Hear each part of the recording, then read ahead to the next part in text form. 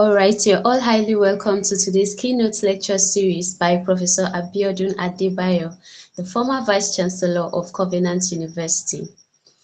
Professor Abiodun Adebayo is an astute professor of biochemistry, a university administrator, and award-winning researcher. He was the fifth substantive Vice Chancellor of Covenant University, one of the leading universities in Africa, driven by a vision to raise a new generation of leaders. He was a former council member and trustee of the Association of Commonwealth University, where he served as a member of the Risk and Audit Committee of ACU. He was also a former member of the governing board of the Association of African Universities. He is a fellow of the Nigerian Academy of Science and the African Academy of Sciences. Professor Adebayo holds BSc, MSc, and PhD degrees in biochemistry and had a postdoctoral fellowship at the Chinese Academy of Sciences. He specialized in plant biochemistry and has been actively involved in the sustainable use of indigenous medicinal plants. Professor Adebayo, who is a recipient of the prestigious Chinese Academy of Sciences and the Academy of Sciences for the Developing World Fellowship Awards, has published in reputable local and international journals. Professor Adebayo and his research group have won several research grants. Professor Adebayo reviews for some local and high-impact journals. He is also listed on the editorial board of some international journals. He is a member of the accreditation panel of the National Universities Commission, NUC, where he visited an accredited biochemistry program in some Nigerian universities. He's an external assessor of faculty appointed into professorial chair to some universities. He had served as an external examiner to some universities and also supervised several bachelor, master's, and PhD students. In 2013, the International Biographical Center, Britain, listed him as a member of the leading scientists of the world. Professor Adebayo is a member of the Scientific Advisory Board and Council of QNET, an international and leading wellness and lifestyle company. Professor Adebayo is the recipient of several local and international awards and has served as keynotes, invited speaker, guest speaker, and roundtable discussant at some local and international conferences, workshops, seminars, etc. He was a speaker at the Universities UK International UUKI Transnational Education TNE Conference. He also featured as a panelist in the NAFSA Association of International Educators Conference. Professor Adebayo's biography was published in the 30th edition of Marquis Who is Who in the World in the United States. He was a former dean of the School of Postgraduate Studies, Covenant University, Ota, Nigeria. He is happily married to Dr. Mrs. Olufunke Adebayo, and their marriage is blessed with 3 children. That is our facilitator and guest speaker for today, Professor Abiodun Adebayo. I can see the emoji. Can we keep it coming? Can we keep it coming? Let's celebrate the facilitator for today. You're highly welcome, Prof. The mic is yours. Welcome, sir. Yeah, thank you so much, Madam Moderator. Please permit me to share my screen at this time. And thank you so much for having me at this particular edition, the August edition of the Age. I'm so excited, and I'd like to let you know that I'm excited to be here. And I'm so excited that I'm on this call at this time and hoping that we're going to be learning from ourselves today. I hope everybody can see my slides. Yes, sir, it's visible. All right. Thank you so much. I think I was actually jumping the gun. I didn't know you were going to project my profile. So I thought you were just going to read to it. But nevertheless, I'm here today. I'm so excited to be here.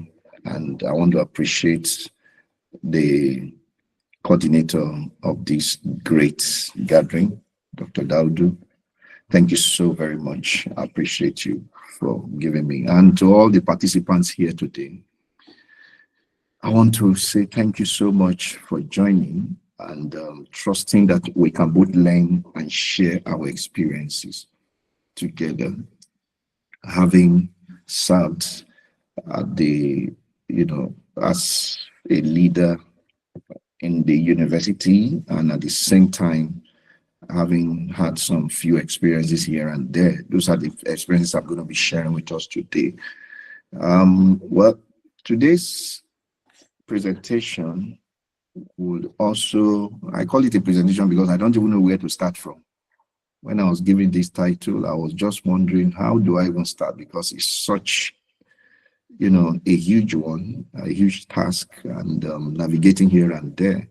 But if you see me, digress a bit, it's just because of the title that I've been given to speak to, and to also properly situate this wonderful context and this title, which is highly important at this time of our national development as a nation. So again, thank you so much. I'm glad to be here, and I'm going to be sharing with us today on transforming higher education pathways to academic excellence and global impact. Some persons may not really know why the university exists, but before then, I'll let you know that I'm going to follow this outline of my presentation. Look at the idea of a university, emergence of African universities, and of course, the overview of some higher education institutions in Africa, challenges that contribute to getting through, access to higher education. You can't talk of global impact without talking of world-class institutions and institutional reputations. And so what can African university do differently, and recommendation for transforming higher education that will lead to academic excellence. So that's going to be my crop of presentation today. Thank you so much. Now, you may be hearing that ordinarily a university exists for three critical things, and that is to teach, to conduct research, and to do community service. It was Nelson Mandela, the former president of South Africa, that says, education is the most powerful weapon which we can use to change the world. And in Albert Einstein, a very great scientist, who's also made this quote that the pursuit of knowledge is more valuable than its possession. In other words, we need to pursue knowledge. Now, a university may be reduced to an ordinary school if it is not involved in research. The product of our research is what should be taught in the class, should form part of what we should teach in class. Mean that as professors, we need to begin to engage some of our innovative researches and that we have equally carried out over the years, and begin to teach them in class. That's research, and that's from teaching. And at the same time, how much of how much of our research is the community benefiting from? In other words, is my research work really impacting the society in terms of the industry? What services am I also rendering as a result of my research work?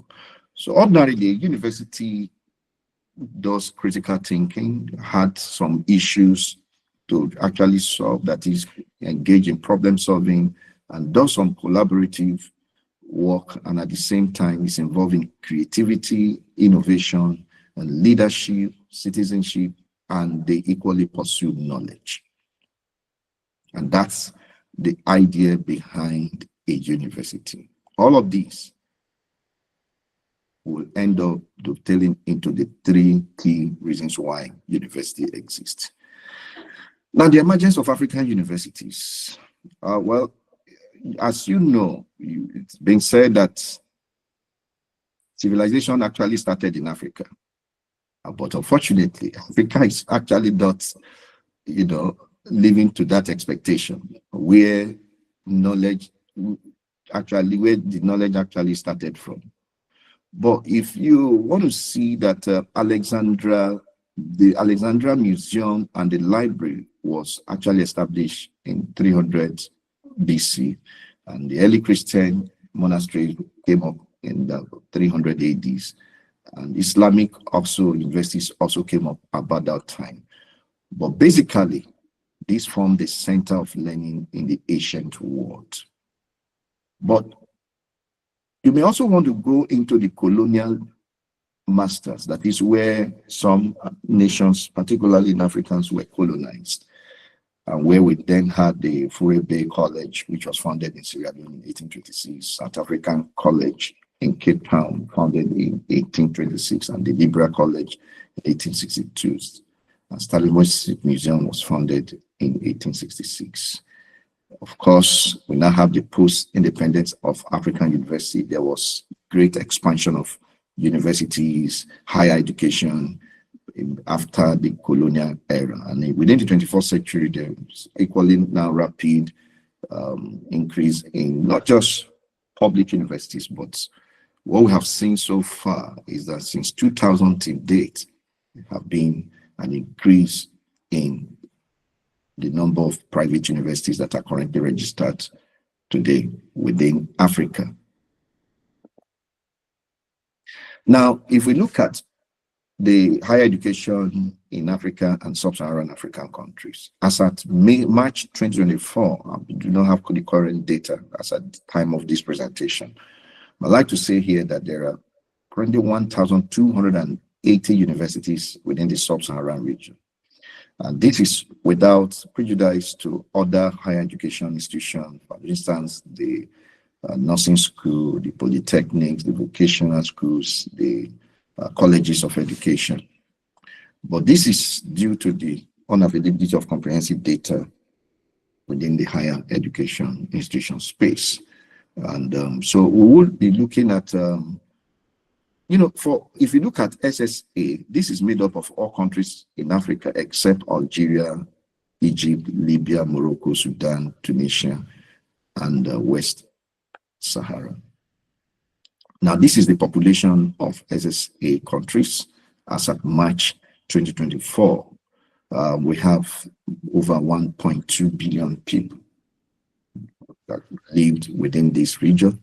And this means that 912,132 persons per universities. That's what's our tag here as PPU.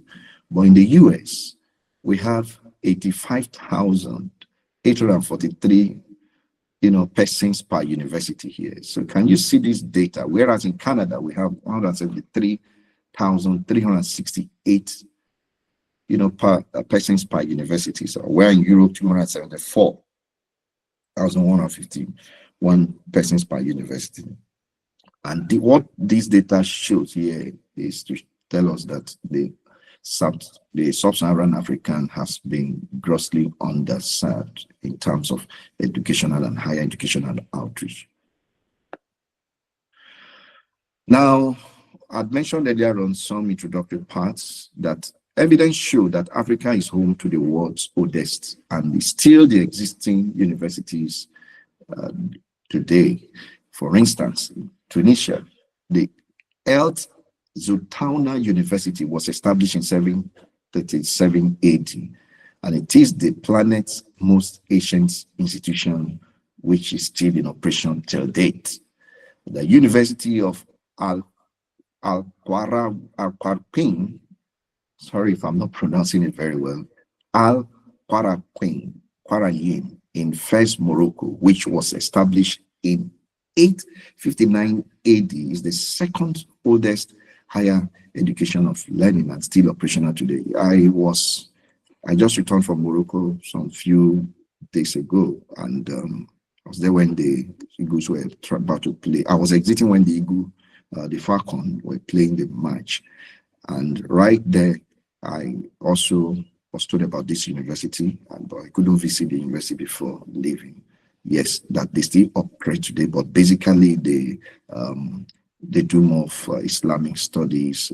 It's like Islamic universities. Now, Egypt, the Al Azhar University in the capital of Cairo comes in as number 3, and it was established in 970 AD. That's nearly 100 years after the Al Qarawiyyin University.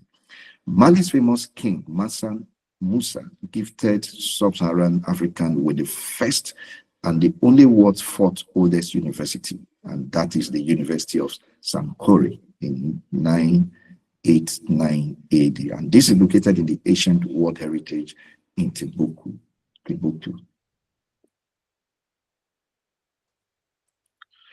Well, the other oldest universities beyond the borders of Africa also include the Bologna, uniquely in 1088, the University of Oxford, established in 1096, and the University of Salamanca in Spain, 1218, and the University of Paris in 1150. And all of these prove that Africa showed the rest of the world the idea of a university. But when it comes to the best performing universities in the world, where is Africa universities?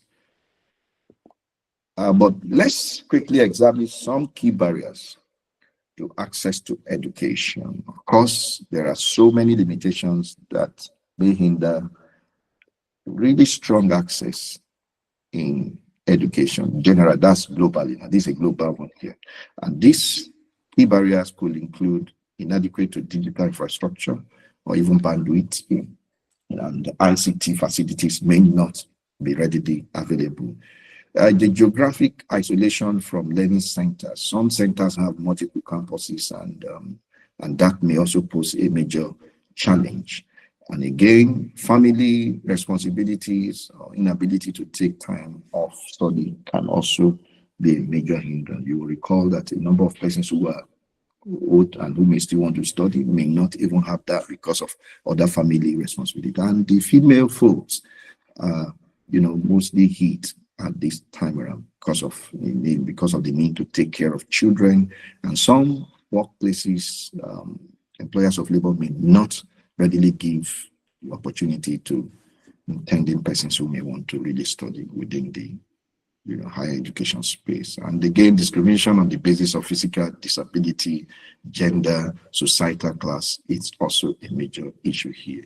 We also have past experience of the students that restrict access to alternate them. Yeah, very, very correct here. A number of persons had a very wonderful experience, particularly during their post-primary education, and may not want to even go to higher education, that they may want to. Some who may not even want to even further their education beyond their first degree because of their first encounter they had, the experiences they had while they were in school.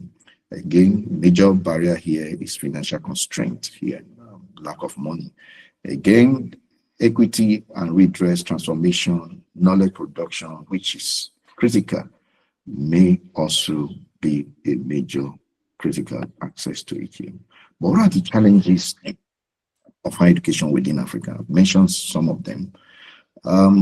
All African problems ranging from health to agriculture, education, infrastructure, industry, societal problems, etc., ought to be tackled and addressed by higher education institutions. In fact, the higher education institutions should be a place, or should be places where companies run to, should be solving societal problems, should be solution providers. For instance, if there is an epidemic within a state or within a nation, can we really vouch for our universities? Can we really vouch that our polytechnics can really come up as quick as we can to produce, the necessary, remedies, drugs, or vaccines to stop that? A case was that of the pandemic that came up recently. Some few years ago, where everywhere was locked down. We had to start waiting for vaccines from outside the country. If universities are up to their task, all they should have just done is go to the lab and see how they can carry out some of these researches come up with probable solutions. That is what universities are meant to do. Unfortunately, higher education's institutions, which ought to be the solution base, is equally challenged and mostly crippled. And some of these challenges also include, in addition to the earlier one, which show the global perspective, this is peculiar to the sub-Saharan African here. Of course, skill labor loss, brain drain. Everybody want to travel abroad because they are looking for greener pasture. An absence of value for local content. Government and local industries would rather engage expatriates. And this is a very sorry state here, that our government does not even trust the scientists, do not even trust the the faculty base, our research capacity here within here, because they are ill-equipped. Economic limitation is also a major barrier here. Inadequate funding, of course, widespread conflicts and political instability, insecurity, particularly in the north, had equally affected higher education in some part of the place there. Now, low political will to implement indigenous solutions and low regional international cooperation and collaboration at the capital flight. Now, we're talking about this access to higher education. How many people are really getting this higher education? The data I had as at 2000 showed that over 222 million students enroll in tertiary education globally. But in Latin America and Caribbean, the number of students in tertiary education program has equally increased since the early 2000s. But quality concerns remain. Yes, how many of them have been thoroughly screened? Quality of access is also an issue here. Now, in sub-Saharan Africa, enrollment have doubled. That is, every 20 years since the late 1970s. I'm going to show us that data. This is from the World Bank. I just captured this not too long in preparing these slides for April 21st, 2025. Now, access to higher education, still again, over 235 million students were enrolled in higher education in the world in 2020, more than doubling the 100 million students that enrolled in 2000, according to the UIS database. The gross enrollment ratio reached 40% globally in 2020, and yet only 9% in sub-Saharan Africa, according to the database again. 9% out of the global enrollment of 40% as of 2020. Now, a look at this, therefore, shows, you can see here, the enrollment within the higher education space. In 2020, the largest share was about a third of higher education, and students worldwide were enrolled in Eastern, South African, Asians, and nearly 77 million within those regions. Now, if you look at Sub-Saharan is here. Can you see? I don't know if you're able to see my cursor here. This is Sub-Saharan here. This is the region. This is the proportion of the people that registered. When you compare this to the Central and Southern Asian, the proportion that registered is quite massive. And when you also compare to the Europe alone and Northern Africa, but Sub-Saharan African, you can see the access within this period had been a major issue. Now, I also present this data here to show us the gross enrollment rates in higher education by region that equally show both sexes for about 20 years, between 2000 and 2020. We can also see here that there is the world gross enrollment rate in higher, this increased from 19% to 40% between 2000 and 2020. And this gross enrollment shows the general level of participation in education. This is to further show us another data here, and how you can see Sub-Saharan here, Africa. This is Sub-Saharan here. This is where, I think this one demonstrated it clearly. As at 2000, we were here, we're about 5%. here in sub-Saharan Africa, and here we have managed to reach nearly 19, not up to 20% as at 2020 here. So that's what the data is actually showing here. Compared to other countries that have really gone so very fast here. A number of them have really gone very far in terms of enrollment. They enroll more. What does that actually suggest? It suggests a higher, value for education within those regions than here. Now, I also look at the international mobile students by region as origin in 2019 to see what are the number of international students that we have within the region. Can you see here the highest here being East Asia and the Pacific accounts for about 26%, and followed by South and West Asian here, meaning that they have more of international students here as at the time this report was captured. Then, of course, if you also look at North American and Western Europe, 13.1%, and again, where is Sub-Saharan Africa here, 6.3%.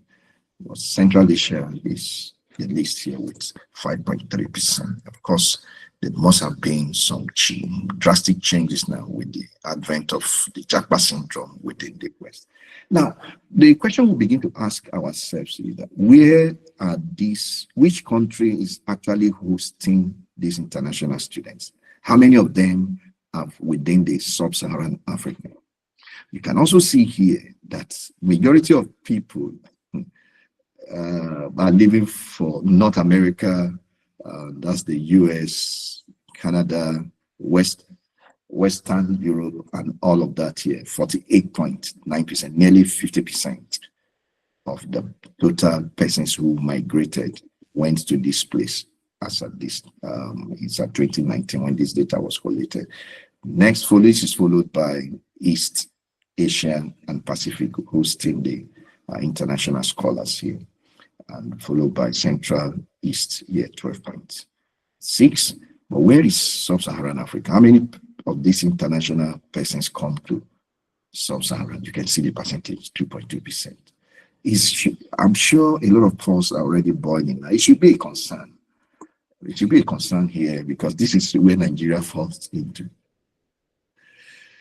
Yes, so looking at the access, we can't talk of access without also looking at the total number of universities that exist within a country, within some nation. India was at this,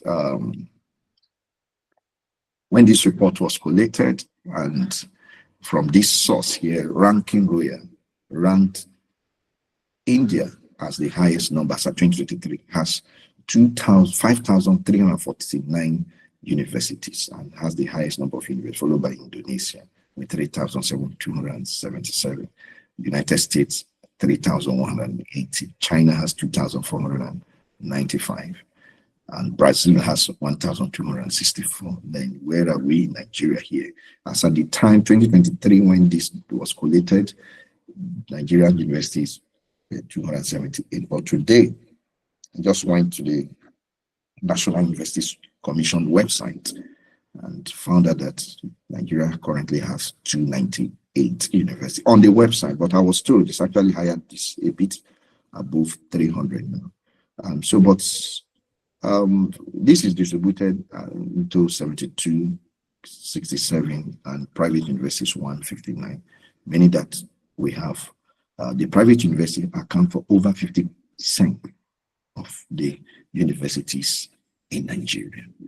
And so when you compare that with India, when you compare that with Indonesia, when you compare that with China, some may be arguing, well, after all, India has the highest number of population, followed by China now. And so we cannot really compare that. But what of the US also with 3,180 that similarly have almost the same population? I think it's about 300 million people in the US.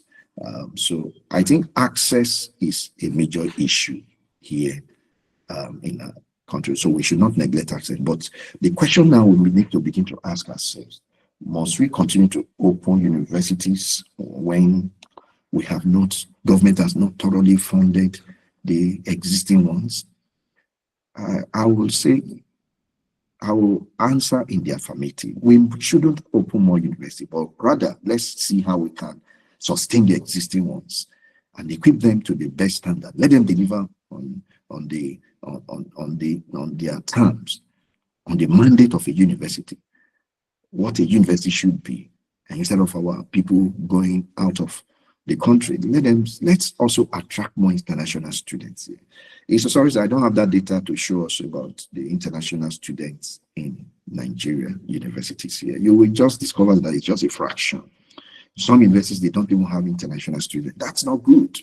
And where does this actually come from? A university, what a university actually means is the universality of knowledge.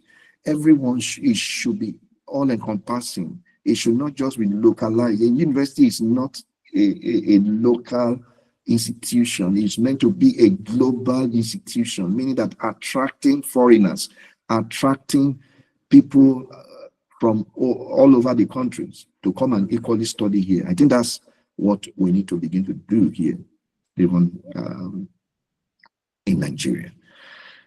Now, access to higher education in Africa versus available space. I have to gather these statistics so that we can understand what we are talking about here. Yes, as at 2018 here, data, the gross tertiary institution again within the sub-Saharan Africa was 9.5%, and which was well below the global average of 38%. You know, the other one I presented was 2020, which was 40% earlier. That's the global average.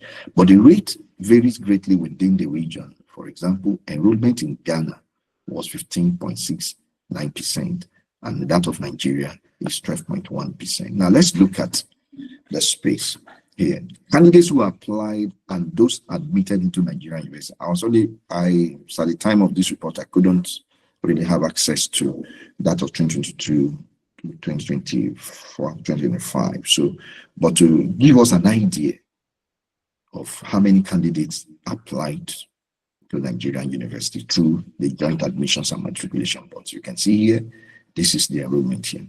From 2017, we had 1.66, nearly 1.7 million, 1.699 million. 2018, 1.77 million, 1.88 million, 1.8 million, almost 1.86 million, over nearly 1.78 million here. There's a decline here. But the number of candidates actually admitted, can you see 531,368 into Nigerian universities, and this represents 29.6% in 2021, 30.5% in 2020, and 30% in 2019, and 29.1% in that then 28.5%. Now the question we begin to ask ourselves is this: what happened to those that were not admitted into Nigerian universities? They end up forming backlog of applicants for the next year. They keep trying until they try, or some may also spill to the next other other high institutions like polytechnics and institutions. So again, if you look at Ghana here, we also see the same here, but Ghana has a higher percentage of admission. Total number who applied 228,000, but those eventually admitted 105 for 2020. For 2021, 46.2%, 45.5%, 45.1%, 45%. So it ranges within this. This is, I think the statistics here shows a bit better of that. But the question again is that where, for those who were not able to get admission in that year to universities, where do they go to? Now, again, this is for South Africa here. I've also shown data for South African universities. We can see here again, we have only 24%. I think Nigerian one is even better over here. 23% in 2020, 24% in 2021, 23.8% in 2020, 23.4% in 2019, 23% and 27%. So access has become a major issue. Access has become a major issue. Now, we move into, because we are looking at global, impact. We can't talk about global, we can't talking about world-class university. So what defines a university? How do we make, our higher education universities to compete globally? So, but let's look at the term world-class. World-class is defined by the Oxford English Dictionary in a competitive context as something that is of a quality or a standard regarded as outstanding throughout the world. That's the global impact, global visibility, comparable to or able to compete with the best in the world. Based on this definition, it is interesting to consider the characteristics that makes a world-class university. Now, world-class university here. These results could be linked to the three complementary sets of factors found in top universities: high concentration of talents, both in faculty and students, meaning that if we need to really it's not everyone who should be admitted into the faculty base of a university. It's not, a university should not be man no man, or it's time for me to fill a quota system. No, it shouldn't. High concentration of talent, people who can really who are the best. I recall those days, many years ago, when persons who finish and they graduate with first class, those are the people they go for at that time. And they have opportunities to, start their postgraduate program, their master. Some even, from master, they do conversion and they end up bagging a PhD. That's why you have some people BSc, then PhD, because they retain the best. But what do we have these days? Now, again, the student we must also attract the best of all students into a world-class university.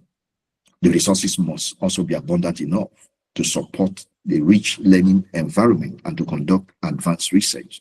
And there must be constructive governance, a very conducive governance for operation. It was Summit 2009 that defines these characteristics of a world-class university and alignment of key factors. According to him, he mentioned that there must be, of course, concentration of talent. Talents could be students, teaching staff, researchers, internationalization.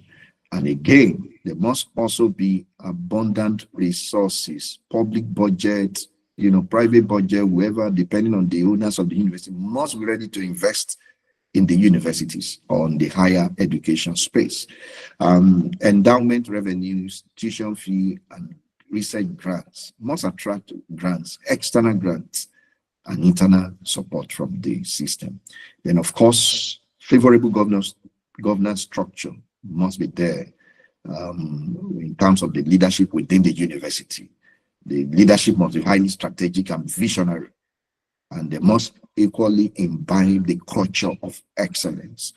And they must be granted some level of autonomy. And again, I'll say we're looking at what are university rankings. And I have mentioned while I was presenting earlier that rankings are very important because it sets a pace for the university to be known visibly. The visibility of the research is there, high level, it promotes the reputation of the university. Research quality and global outreach of universities are enhanced. That's the reason why we need that. And I mentioned here that there are global ranking bodies. For instance, the QS here and the Times Higher Education academic ranking of world university, the university ranking by academic performance, the webometric ranking that ranks the university based on their content within the website. They rank on research, teaching, whatever they see on the website is what they rank. So I mentioned earlier that whether a university wants to be ranked or not, some of these bodies will rank you. You don't have to even submit data for you to be ranked. And that ranking positions you as a faculty, you as a researcher in the university for visibility. You just discover that people are just getting to notice you. You just discover that people are just getting to notice your universities. And at the same time, they are able to work with you. And so we should not be shy away from that. What are the benefits? it leads to organizational management and strategy. 68% use ranking as a management tool to effect strategic, organizational, managerial, and academic change. While I served as vice chancellor, I recall that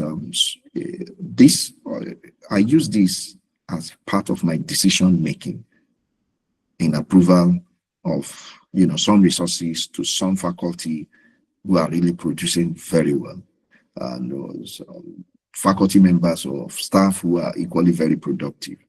For instance, you want to sponsor them for international conference.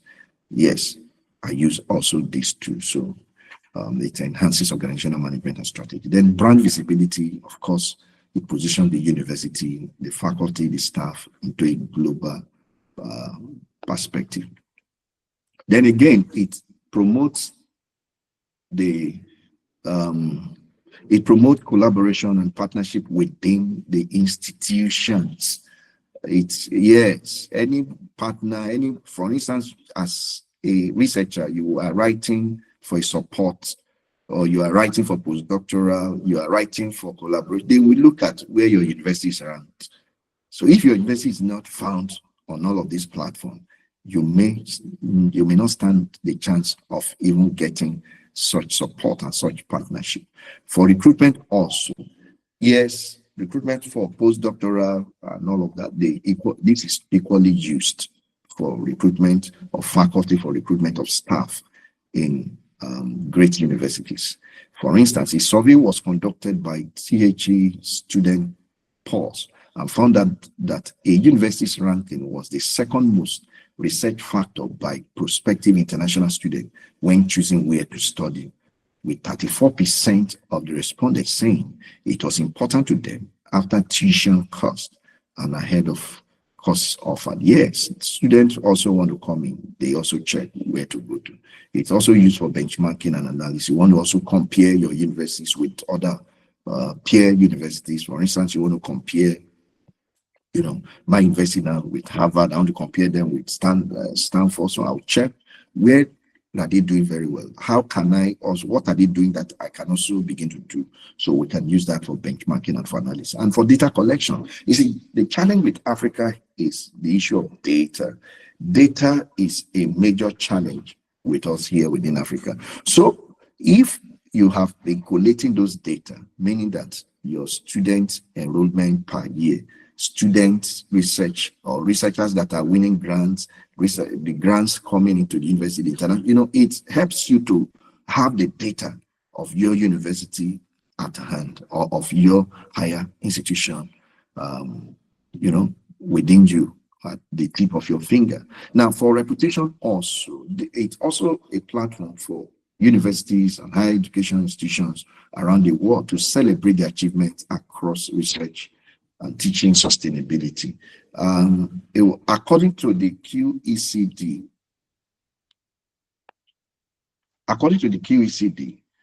I said university leaders believe ranking helps maintain and build institutional position and reputation. It also helps in driving quality enhancement and attracting investment and talent, because you want to also see where to invest your talent, where to invest, what aspect of the resources that must go to where here, and that's what it does with you. Yes, I was on this earlier on when I mentioned about the 2022 ranking data of Nigerian universities from National Universities Commission here, that some time ago, I think some few years ago, the National Universities Commission embarked on some ranking of universities, and they want to know how universities are faring, and they had some set criteria under which those universities were ranked within all universities within Nigeria were ranked. I think they did that for 2020, 2021, and ended with 2022, but I think they did not continue since then.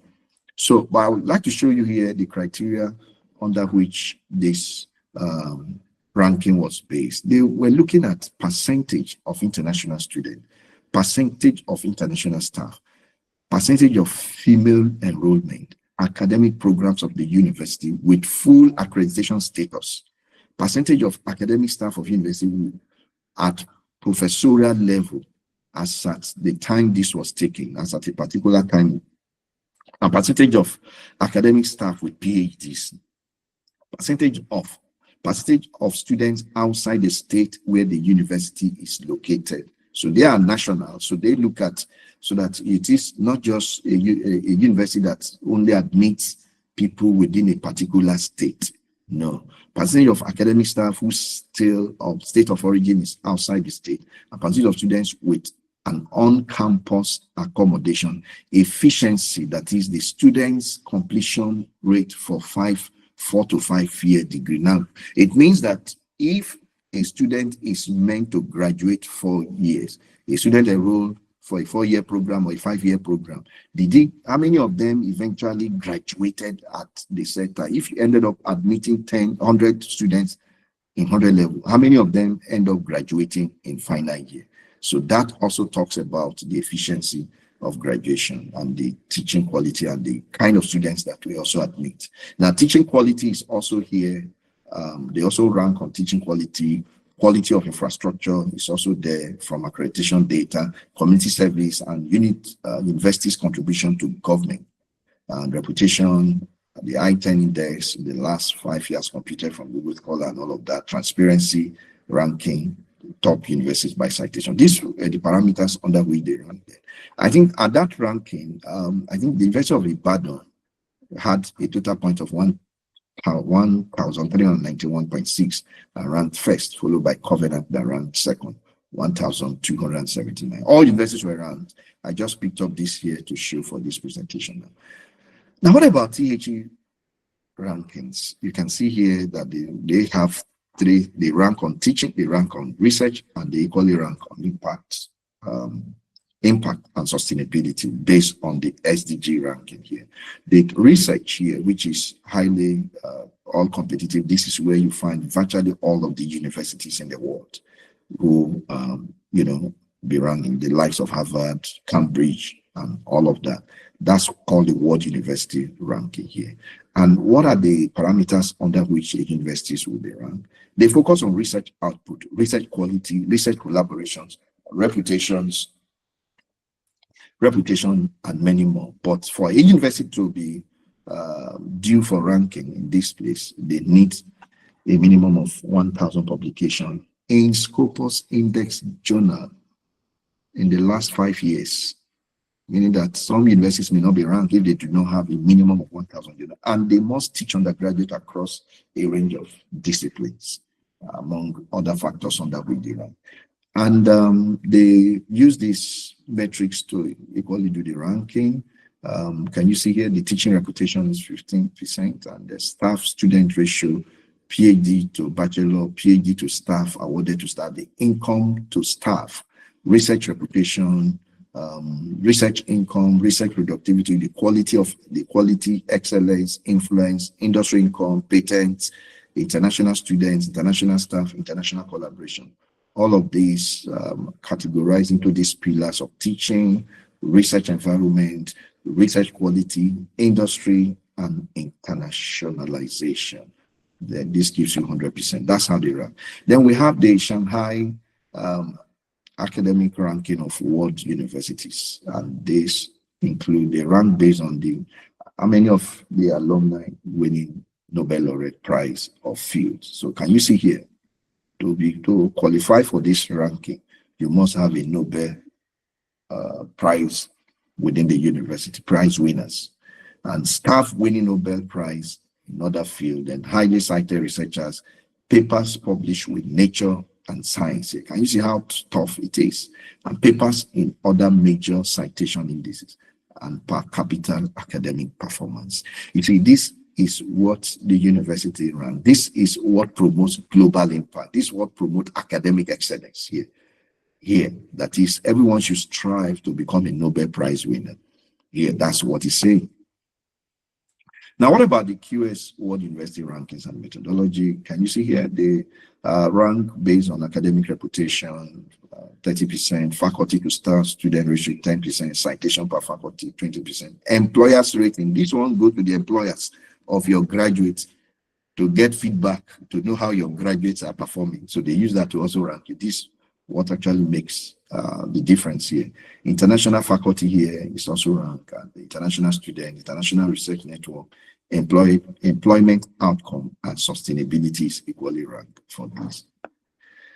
Now, noting that funding is a critical issue, that's why I have put some section within these slides to let us know why, what actually makes for funding. Why is funding very, very important here? Why is funding is important? Because without funding, you may not be able to sustain your facilities on the campus here. You may not be able to deliver on your mandate. And you can see here, I'm going to project this slide just so you can really see here. This is the expenditure within the US, ranking by total R&D, research and development expenditure within the US. They also do ranking of universities and how much universities are ranking. But let's look at the total research and development expenditure in the thousands of US dollars. These are here. You can see here, every year from 2014 to 2023, it has been on an upward increase here. But let's see the vote here. Now, can we see here how much the ranking here shows that Johns Hopkins University, as of 2023, has the highest here. And with the total, they had 100% here. Then this is what they vote here. Over 3 trillion here. I mean, over 3.8 billion here, because of the other 3 zeros here, is voted for research and development.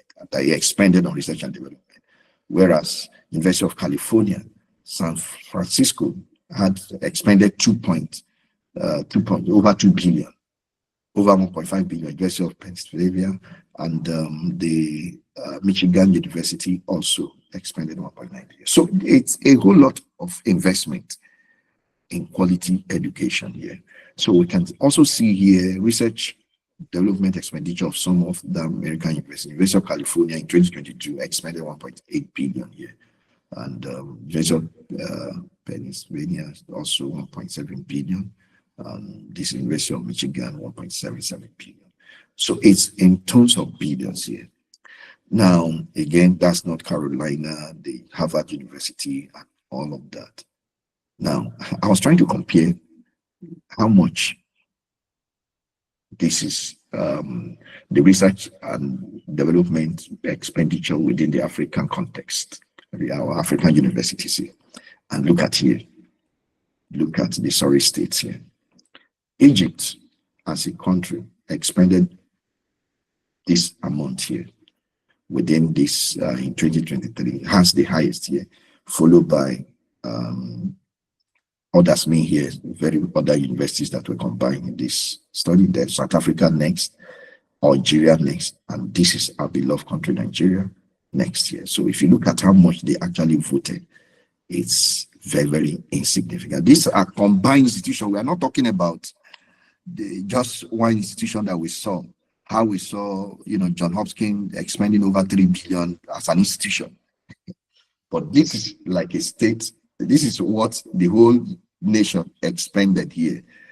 I'm going to show us data later on to also compare the states like Lagos and another universities in the UK, in the US, what their budget looks like. So we know it is education is not for people who are not ready. If you are not going to establish a university, don't just start it. If you are not going to run a university, then it shouldn't be a university. It shouldn't be higher education. If you are not ready to fund the universities, the polytechnics, and the colleges, they should not be called higher tertiary education here, because it involves a lot of money.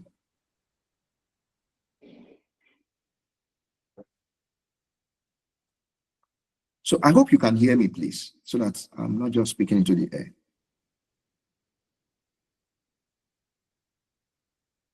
Hello, please. Hello? Yes, sir. I wanted to be sure that you can hear me. Okay. All right. Thank you so much. So, again, this is the budget of Nigeria.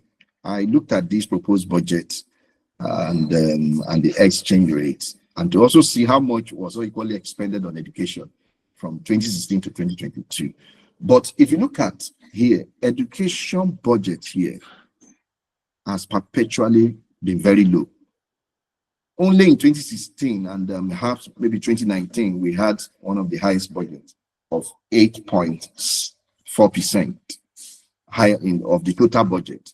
But again, in 2022, can we see the budget? It was reduced to 5.4% of the overall budget. Now look at the total budget for that as published in the Nigerian government. Now, the government is going to expend 4.974 trillion as part of the total budget for the year. Now, how much has been voted to education here? Before we can talk, can you see out of this 4.79, look at education here. Education is just 3.52 trillion. And this trillion you are talking may not even be sufficient for a university in the US, as earlier presented. Now let's look at MIT here, because I want us to look at, if we are talking of global impact, how we can compete well with those universities in the US and Europe. This is where it all starts from. Can you see in MIT, that's Massachusetts Institute of Technology, see the number of Nobel laureates among the professors that they have and alumni? 89 of them are Nobel laureates. As this report is as at 2018 and all of that. Number of professors or graduates who are Turing, who won the Turing Prize, 15 of them. Number of field medal among the professors or alumni, 6 of them. Number of national medal, 58 of them. Number of national medal of technology and innovation, 29 of them. The number of MIT alumni that are astronauts, 34 of them. Number of their endowment in 2017 alone, and you see 14.8 billion USD endowment alone. And the university is located on 68 hectares of land. And look at the number of applicants for admission, 20,247. And number of students admitted into the university, we can see here 7.2% of them were admitted. They are looking for the best because they are going to be funded, particularly those going to be on scholarship. Then the undergraduate among the 39.7%. Postgraduate, 60.3%. Can we see now? We can see here that they are very intentional in admitting more postgraduate students, because that is where the research, that's where what makes for a university, the research content of the university is what defines a university. And that's why they are very intentional in bringing postgraduate students who can deliver on the mission, on their research mission and their research goals. And we can see the international postgraduate students here, 41.5%. Those coming from outside the US, 41.5%. Their teaching staff, 1,047. Members of academic council, 5,893. Can you see the number of academic staff that they have? And their student to staff ratio, 1.4. But what do we have in Nigerian universities or other African universities? I'm not sure they are very close to this, very, very far. So I've decided to show you this, that this is what we should be looking at even as a nation, even within the African context here. Now, I show you another one again. This is Harvard here, Harvard University. The story is the same. The number of Harvard professors winning Nobel Prize, 157. Then how would they not be ranked? How would they not be number one? Number of Turing Award winner among the professors, 14. Number of field medal, 18. On the one winning other prize, 48. Now look at the endowment here in 2017, 37 billion, and located on 85 hectares of land. And look at the applicants. Now look at the number of postgraduate students here. The number of postgraduates in Harvard is 68.4% of the total number of students that are there. So they are very, very intentional. Well, I think that's still part of the challenges that we have dealt with earlier on. So I don't need to go over this again. Now, look at, only recently I read on paper, I decided to bring it here too, so that we also know the sorry state of our institutions here. Now, FG approved 4.2 billion grant for 158 research projects. When I looked at this, I said, this is not even, the 4.2 billion is not just, may not just be for enough for one professor in Harvard University or MIT. And that's what they are approving for 158 institutions in our own beloved country here. And yet, we appreciate what TED is doing, but all we are saying here is that we just have to take the bull by the horn. Let's invest money in the institutions if we truly want our institutions to be great. Now, the question I'm asking here is Stanford richer than Lagos State? Somebody may be laughing. Well, from the data I'm going to present to you here, you will be the one to judge for yourself. Now, you can see here in Stanford University in 2024-2025, Stanford enterprise is about 9.7 billion enterprise. And this is what that's their budget for the year. And can you see here, sponsored research, 70% of it, endowment is 20%, and other investment, the 9.7 billion is equivalent to 14.55 trillion Nigerian naira if you multiply by 100 or by 1,500 naira. Please keep that in mind. We'll look at Lagos data later. Now, can you see here how much was expended on sponsored research, 70%, endowment, 20%, investment and other investment, student income, the one that went into expendable gifts, you can see the percentage there. Now, how much was, these were the source of fund, how they were able to get a fund, and how much was actually expended on salaries. 63% of the total fund was expended, of the total budget was expended. 28% went into operational costs, and 5% went into financial aid to support students and other indigent students.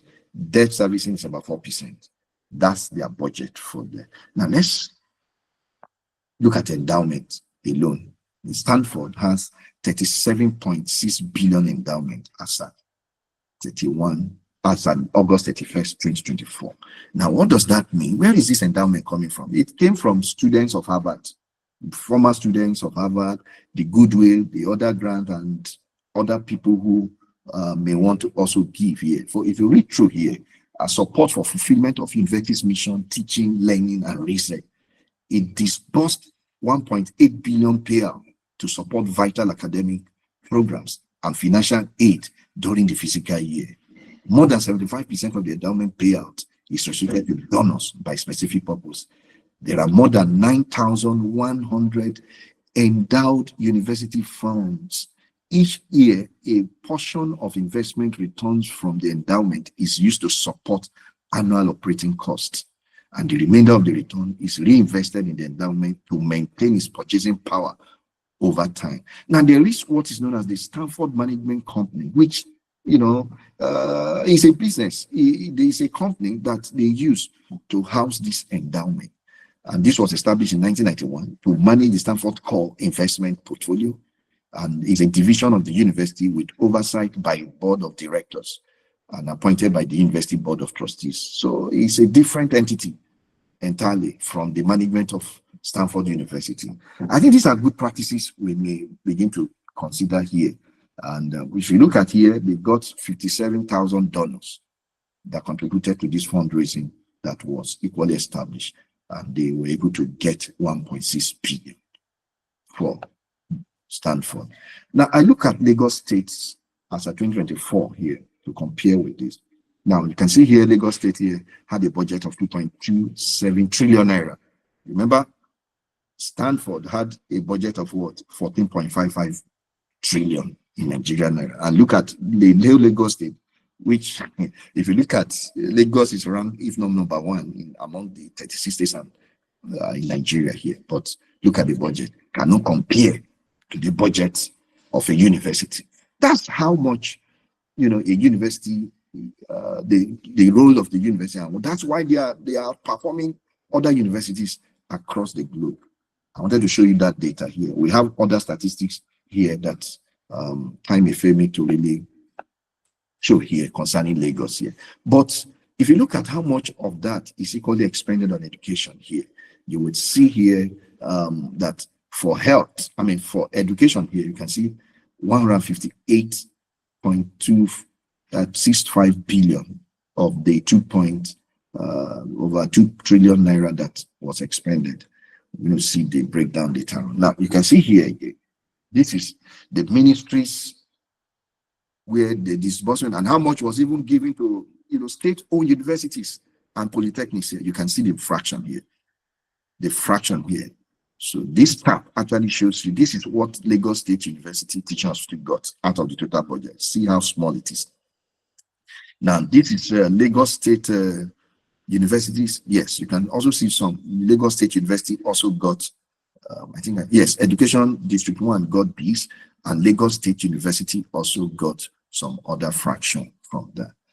So what I'm saying here is to let us know that, well, government is trying, but I'm just saying here that if a university can have a total budget higher than a state in about maybe more than 5 times higher, then it is a serious business that we are into. It is not for people who are not ready. It is not for proprietors that are not ready to start a university. Now I show you even as I attempt to begin to round up here, because I know my time is gradually winding, to show you some of the data within the African context and within the Times Higher Education here, as far as the ranking is concerned, in sub-Saharan here, because we need to really see. Now, if you look at here, South Africa, University of Cape Town came top 200 despite the ranking slip, and whereas Covenant, of course, was ranked in this band. Ghana was ranked in this band. But however, if you look at the specific ranking here, a total of 54 universities were ranked in Africa, I say, in sub-Saharan Africa. Out of the, remember we mentioned over 2,800 universities in Africa earlier in my presentation. Yeah, but you can see how many of them were ranked here, and from 15 countries. Out of the total number of, I think we had about 55 or 54 African, SSA countries here. And we can see here what is the ranking of African university here. I just slipped to 180. That's University of Cape Town. That's the best ranked university in South Africa. University of Cape Town is ranking here.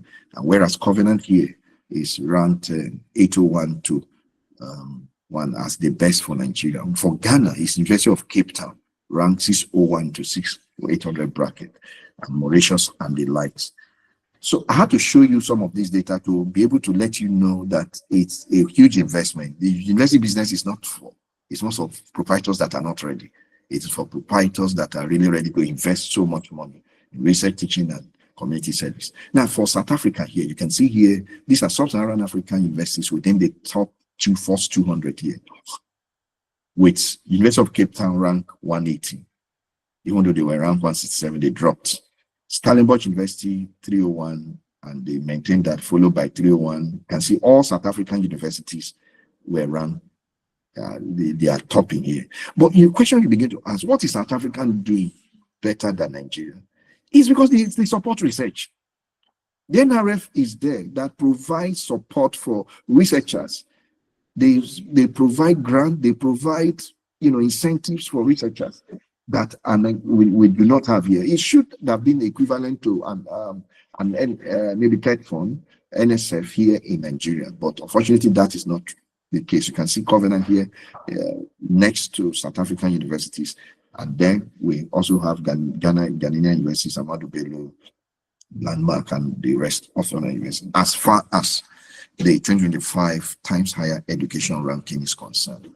And these are the top 10 universities in the world. Now, can you see here? Top 10 universities in the world. University of Oxford in the UK, MIT second, Harvard third, Princeton fourth, University of Cambridge fifth, Stanford sixth, California University seventh, University of California eighth, Imperial College London 9, and Yale University 10. So you can now see why these universities are ranking better here, because of huge commitment to the funding and to the educational system there. But in sub-Saharan Africa, you can also see that's the ranking. Yeah, I was able to get, I got this shot again to also present to us here. So having said this, I would like to make this becomes a pathway now for a transformed global university status or global higher education status here. These are the recommendations that quality faculty, we need to pay attention to training of staff and their remuneration. A hungry man is an angry man. Somebody, you know, but I just looked at the Nigerian system and I looked at how much a professor who have gone through the system, who had gone to become a professor, the highest earned professor in Nigeria, particularly in public university and most private universities, don't earn up to $500. I have done my estimate.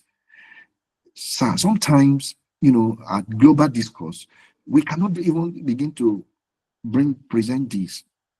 This is not good. And I think government need to pay rapt attention to the welfare. And whereas if you look, even in South Africa here, you know, a professor will earn as much as maybe not less than 5,000, 7,000, or even up to 10,000 USD, not to talk of the US, not to talk of Europe. So government need to pay attention to that, because how can you be earning less than $500 and you want to be happy even as a professor here? Then not to talk of the other one, then it's no longer becoming attractive. I think government need to pay attention to the welfare of faculty and staff and other proprietors of the universities and the higher education system. Research, quality research also, of course, as presented earlier, we need fund to do this quality research. So there must be an intentional, you know, disbursement of fund in addressing this major pitfall, because that's the only way we can, you know, compete globally, and academic performance can also be improved. Now, diversity and international staff, this also is already state, and competing internationally in this parameter is a bit difficult, but it has been done before, even in African institutions, and it can be repeated. Excellence will equally attract international staff and students. Now, from the, you know, case study of UMCSP, that is from UMCSP. UMCSP is a university, Mohammed VI Polytechnic. It's named after the King of Morocco currently. Now, I was interacting and I was asking them, how much do you pay your staff? How much do you pay the lecturers? And they told me that, you know, what they do is that they hire quite a lot of the best brain. They just come in and spend some few months and all of that on their campus, and they pay them so much money. And they pay them between not less than 5,000 to 10,000 per month, depending on your status, whether senior lecturer, you know. So that's what they pay. So, okay, tell me, would such faculty that have been hired, will they not commit themselves into doing the research? They may not want to know, they may not want to even travel abroad. The Japa syndrome will drop the moment we fund our university. We provide an enabling environment for the university. We also enhance the welfare of the faculty and the staff of the university. So then we can also attract international faculty.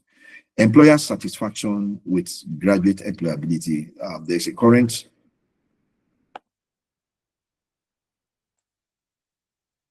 sorry for the obstruction, please. So there is a I'm sorry, please.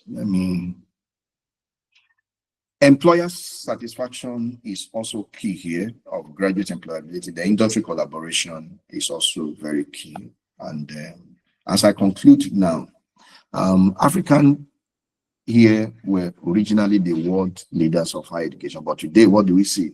There is no higher African education within the top 100 global ranking. Nonetheless, African higher education institution are strategically and uniquely positioned to offer solutions to Africa and global problems. All of the problems in the sub-regions are opportunities for advancement, and much of the resources needed by the rest of the world for technological groups. So we must such as cobalt, uranium, iron. We are blessed here within the African world. Now, from my story at the UNCSP, I was asking, I said, how were you able to get these facilities, these world-class facilities done? And they told me, they have phosphate there and they produce a lot of asphalt. Now, they have an equivalent, they call it OCP.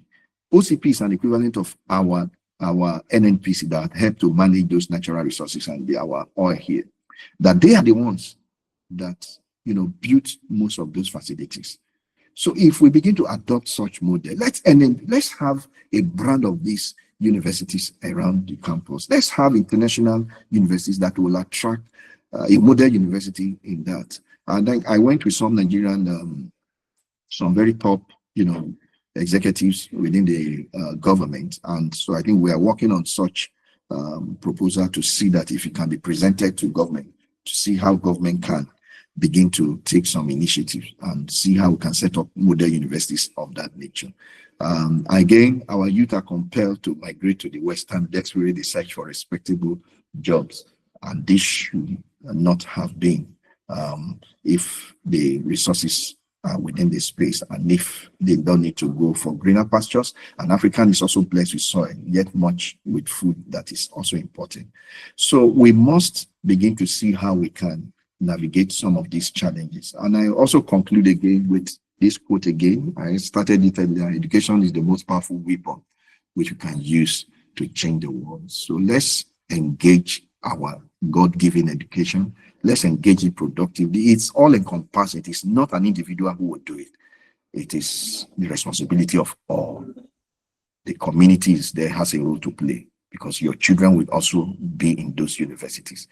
The faculty will need to teach. Government will need to be responsive. The administrators of the university will need to sit up and do the right thing. And I also call it close with this quote from Malcolm X, which states that education is the passport to the future for tomorrow. For tomorrow's belongs to those who prepare for it today. Again, I want to appreciate the organizers for having me. Thank you so much, and God bless.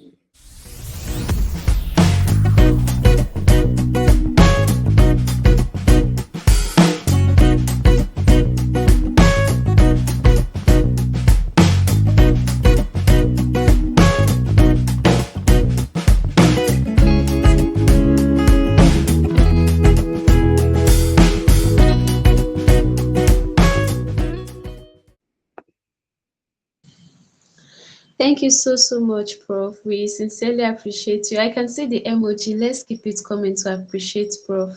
Thank you so much for your time and for making the class so exciting and interesting. Thank you so much, sir. Shortly, we'll be taking question and answers. All right.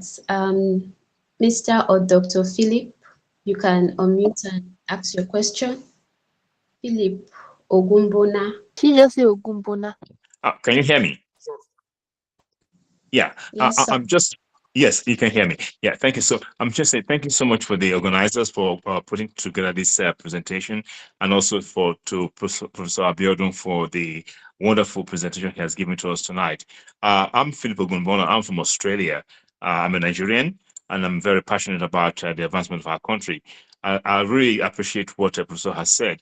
What I really want to ask is, Professor has given us a lot of information about what I would call lag indicators in terms of data that shows what has happened. What do we need to do in terms of lead indicators, each university, in terms of how do we go about optimizing the funding that we already have? Because we can never, let's be frank with ourselves, we can never have the same funding as the US. We should not be worried about comparing ourselves with the US. We cannot, because we don't have the same kind of economy. So what can we do with what we already have? And what should individuals be doing in terms of stewardship to make sure that even the grants that we get from the NRF or the TED fund is utilized in the best possible way? Thank you very much. Okay, Prof, sir. Okay, I was thinking we were going to take everything at once. Okay, but if you want me to, okay, you want to start with If you want it that way, so I can take more Yeah, but questions. let me take this question. Dr. Philip, thank you so much for joining Thank you very much. at Yeah, thank you, this sir. time, even on Australia here. And I'm sure you are doing great. Thank you so much for what you have equally, your questions and your comment. And I'm excited that at least persons were listening and they were actually following the presentation. He said, what do we need to do with the indicators that have just been presented? You see, one, we need to get ourselves informed. That's what I have done today, to let you know that yes, we may not have the same economy, but we need to know that running a university is not a child's play. You know, I see some persons who, just because they have just little money, they said they are going to open up a university. You know, it is not. Have you also talked about, you know, the sustainability of such university? So it's just for information and to let us know what it entails to run a world-class university. That's one thing I have done today. Then is it, what do we need to? Yes, the indicators are very good. So I think here, you know, we may need to begin to look at government advocacy. Let's draw in government. There are best practices that we can adopt here. Yes, we may not have the same volume of money, but let's start with the little we have. You know, because sometimes you hear very sad story as somebody who has just been given a research grant and he can't even account for it. Some go to marry, Exactly, some go to exactly, exactly. some go to do research with, I mean, some go to build houses with them without actually doing the research. That's where Exactly. the challenge actually comes from. Point. That's the You know, challenge. integrity, our integrity must be unquestionable. We Yes, must exactly. play by the Exactly, book. sir. Yes, Exactly, let's sir. deliver on the promise of God. And again, let's focus on local issues. We have plenty of problems here, sir. That if we, you know, if we combine, if we look at our God-given intellectual capacity, we have solution to solve them here without even needing any help from abroad. So that's what we need to focus on. Let's look at how we can concentrate more on the local issues. Yes, as we employ and deploy, you know, what already works in another client that can work here. I think that's what we need to do, sir. Thank you very much, Professor. Yes, sir. Thank you very much, sir. We'll take other question now.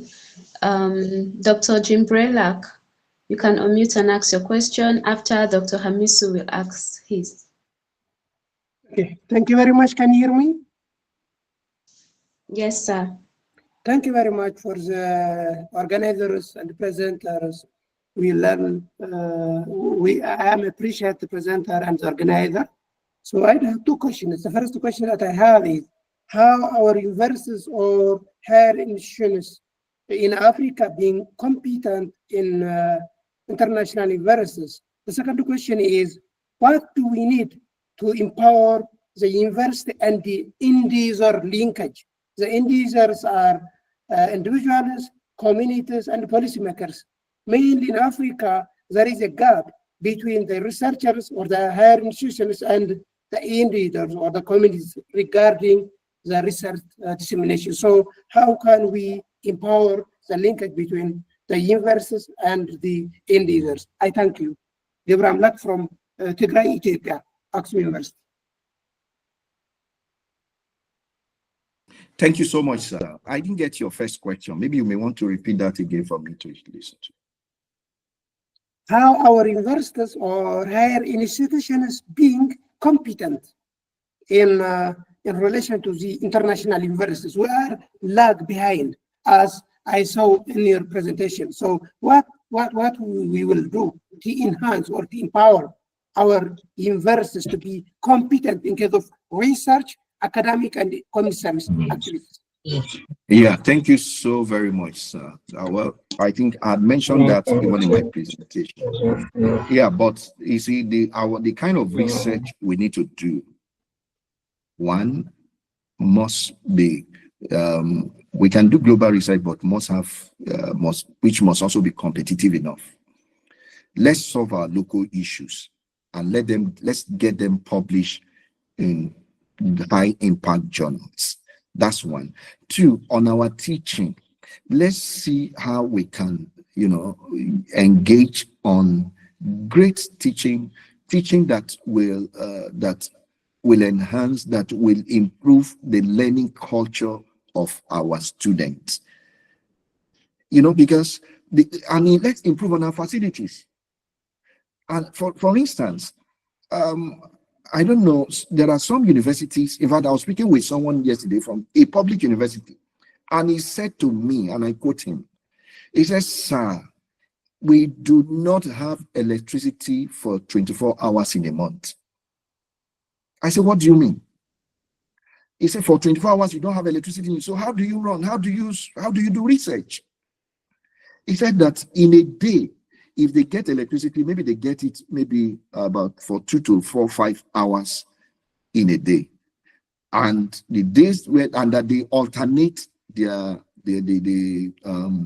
generators, the alternative supply, in such a way that they supply 2 hours now, and that they only leave it on for 2 hours on such days where they alternate that. So after he left, I began to ponder on what he has told me. I said, now, how can we then survive in such environment? How can research thrive? How can we be innovative? Even when you have bright ideas, but you are limited, because without power, you really cannot do anything as a researcher. The labs cannot work. The environment is not conducive. So I believe these are fundamental issues government must fix. Let's see how we can restore power back to the university. Now, even when power is available, some universities have been classified under band A, where you pay so much in millions. I know how much I pay. I was paying as vice chancellor then every month in hundreds of millions to make sure that we have power that is usually not available, that we supplement that. So I think government, it's all encompassing. Government need to do their bit, provide infrastructure, provide the basic amenities that will allow for functionality of research. Then on linkages you mentioned, industry, we need to partner with industries. You see, most of those endowments we are talking about, most of those research income come from the industries, because they come to the university to begin to ask for, they bring their problems to the university to professors who can solve their problems. And from that, linkages are formed. From that, that's what it is. So let's be intentional about bringing the industry. If they are not coming to us, let's come to them. Like what we do in my university in Covenant here is that we have what is known as Down and Down, where we invite the industries to be part of our programs here in the university. They come to give seminars. Every department must deliver, and they must invite 3 industry experts to talk to the students, to interact with the students, to exchange with the students every semester. Mean that 6 times in a year. That's what they do. And that has fostered collaboration between our university and the industry. We do not just stop at that, sir. At the postgraduate level, what we have equally done is to be sure that we bring in the industry experts as part of our research team. For instance, a PhD student must include an industry expert as part of his study, meaning that they be interacting with the industry part that aligns with the work. The person comes in during the proposal stage to make contribution to the work, to say that, oh, this is what the industry, what is called the current state of the industry. Can we look at it this way? This is the problem we are facing in the industry. Now, tailor your research problem into this angle. I think I can say that has helped us a lot, because at the post-field stage, when the candidate are gone to the field, he may end up even using this industry. He may also use these facilities. They may end up fully sponsoring that project. So that has helped us a lot. They come in during the post-field event to also witness the presentation, and they are also there during the viva stage, even though they are not going to grade and assess. That's for us as a university. That's what we have been doing to bring these linkages, to bring this, this barrier between the industry and the university system. So I believe there are other smart ways we can really do that here. But I think if we begin to do this, the problems are really enormous, but we take them one at a time, and we can be sure that we'll begin to bridge the gap gradually.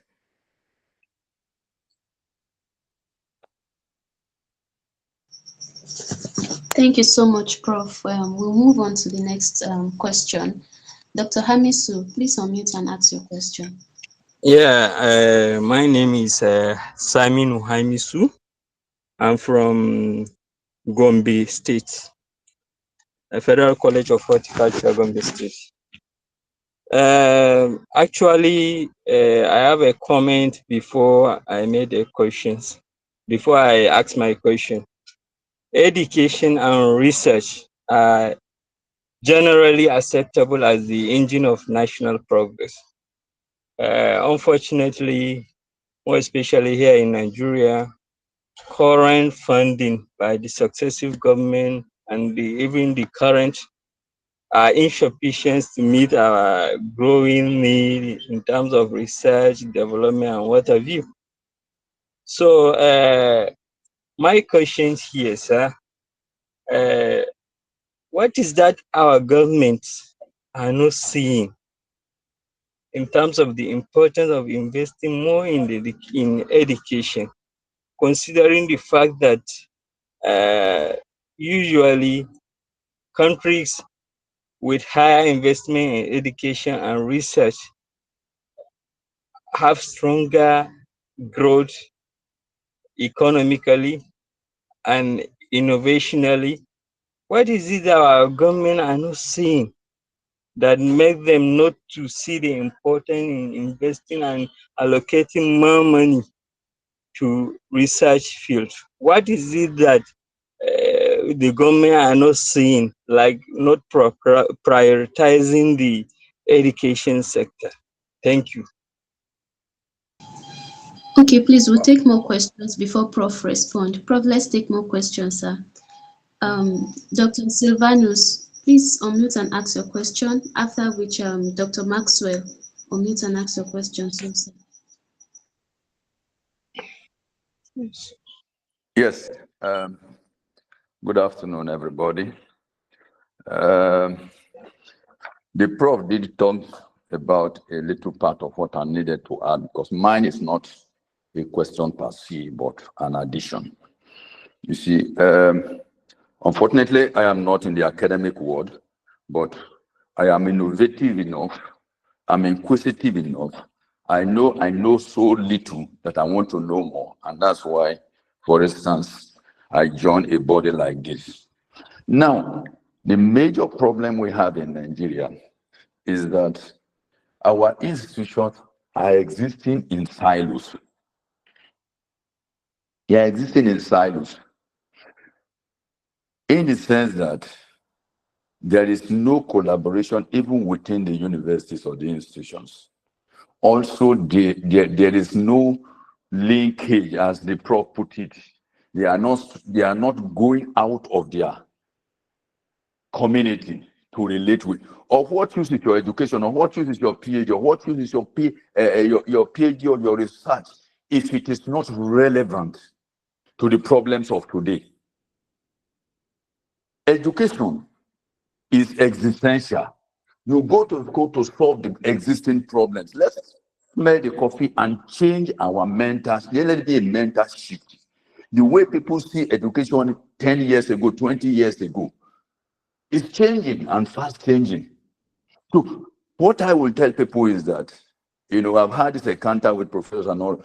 They've done so many research gathering dust somewhere. The question is, how relevant are these research materials to the problems of today? We cannot solve today's problem with yesterday's reasoning. We cannot solve today's problem with the thinking of yesteryears. So we need a mindset, a shift in our mindset for our higher institutions. I'll give you an example. I'm happy Prof mentioned it. Recently, some of us as alumni had to come together. Fortunately, my discipline is in food science and technology. We had to go and out of our way as an alumni to procure dehydrators, equipment for our alumni matter. So these are ways. We are not even looking at what we can do. Between you and me, let us accept the fact that the government, especially in Nigeria and in Africa, has gotten it wrong. Colonialism is still a major problem. They go there to help themselves. So the question, do we keep groaning? So secondly, I want to bring in the point what I call resourcefulness. What is resourcefulness? And that is partly part of the question, the Prof from Australia asked. Resourcefulness is your ability to use what you have to get what you want. The current resources, the current talent that we have, how are we maximizing them to solve our immediate problems? We are not resourceful at all in this academic world. We are not. Thank you, sir. Thank you, sir. So I just rest my case. First of all, let there be a mental shift.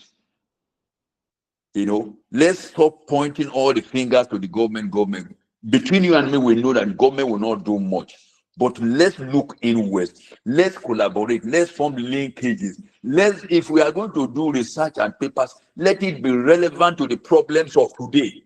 We are suffering food insecurity right now. We are suffering. Our health is dilapidating. We are talking of even some crops and products that are going out of extinction in this Africa, in Nigeria in particular. What are we doing about it? Let's stop writing our research on Mungo Park, who discovered River Niger. Existential problems. That is what our education should be solving. I rest my case. Thank you so much, sir. Thank you so much. We really appreciate that contribution. Because of time, we'll move on to other questions before we close for the day. Dr. Maxwell, please unmute and ask your question afterwards, Dr. Kola, before we close for the day. Thank you so much, sir.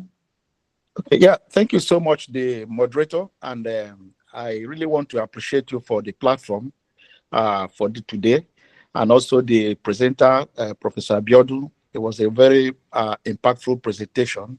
I appreciate it so much.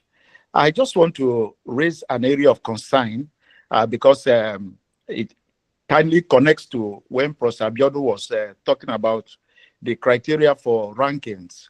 The issue of publishing in reputable journals, came up.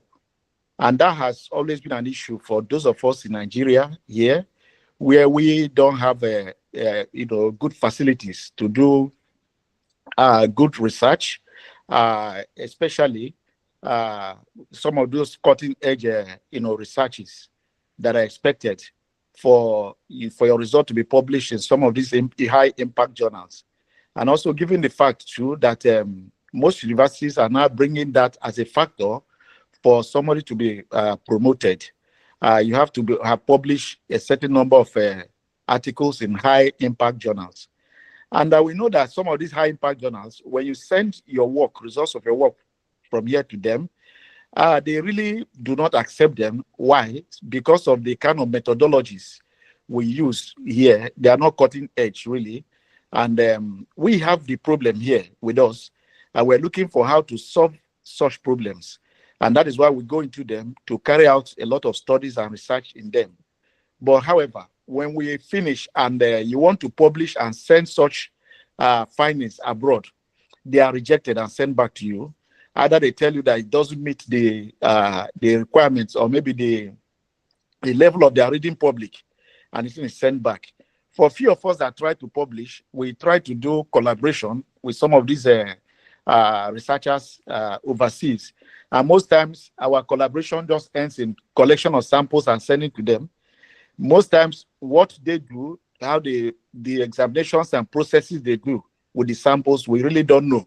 So that's the only way some of us, our names come into the line of authors for such papers. So I want to ask Prof, please, what do you really advise? How do we get out of this problem? We have problems to be solved in this country. Yes, we know that financing has been a major problem. Budgeting, from what you presented here. In fact, you can't imagine if it's a child's play compared to what universities overseas individually get in terms of research. And that is what combined is not even up to, when we combine that for the whole educational system in Nigeria, it's not up to that for one university in US, for example. So how do you advise? What do you advise that we should really do? Because the problem, if we can't solve our problem here, nobody can come from outside to solve the problem for us. We'll be here, looking at our problems, and then there's no solution coming. So how do you advise, Prof? What do you advise that we should do in a situation like this? Thank you very much. By the way, my name is I'm Professor Maxwell Opara from the University of Abuja. Thank you. Thank you, sir. Thank you, sir. Dr. Kola. Thank you so much for this opportunity.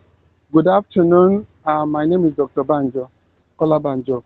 I want to appreciate the presenter for the presentation.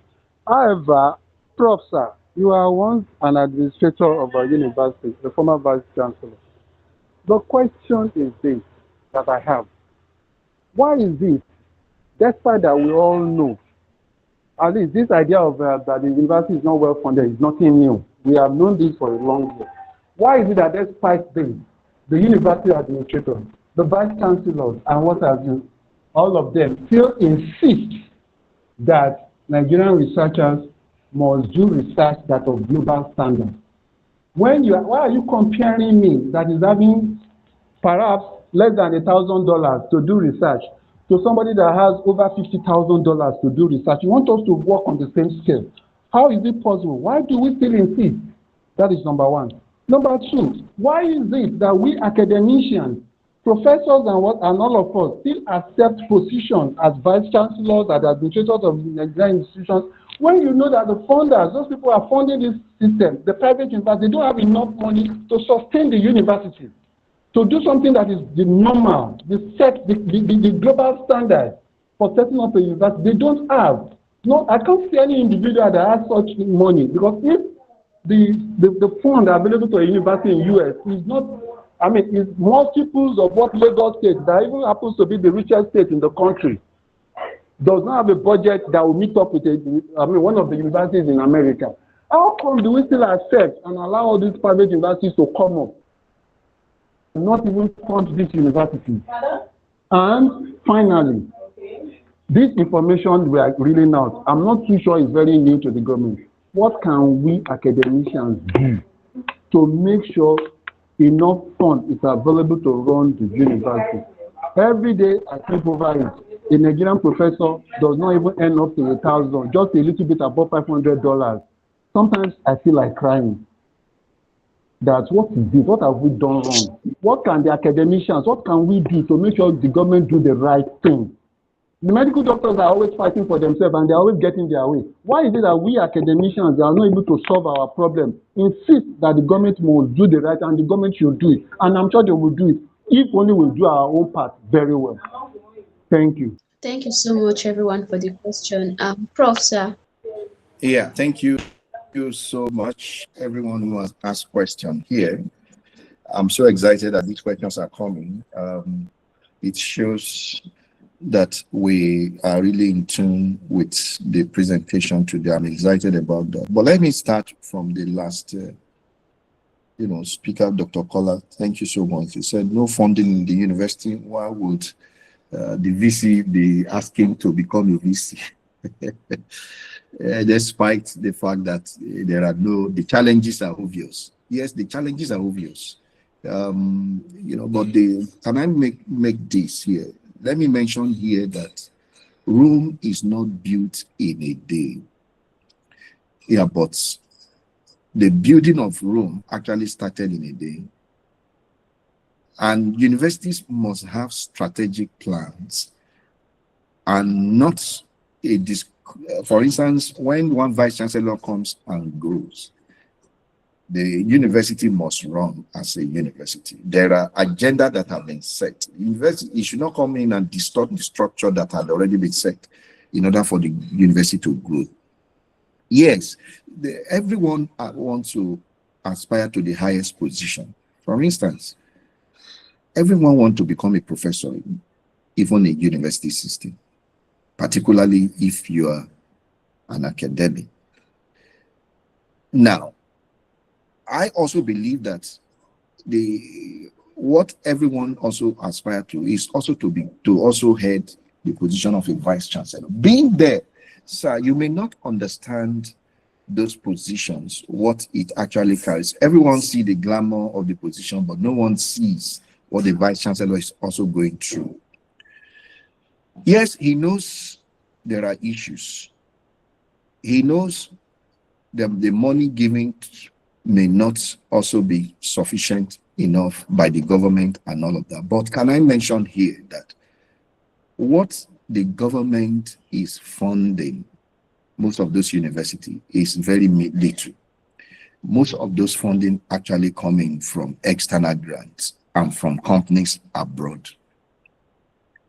So it's not about government. Yes, I love the comment somebody made that we stop talking about. Yes, government, if the government can just provide the basic infrastructure, make and give conducive environment for the university to thrive, I think we need to explore other alternatives by attracting external grants.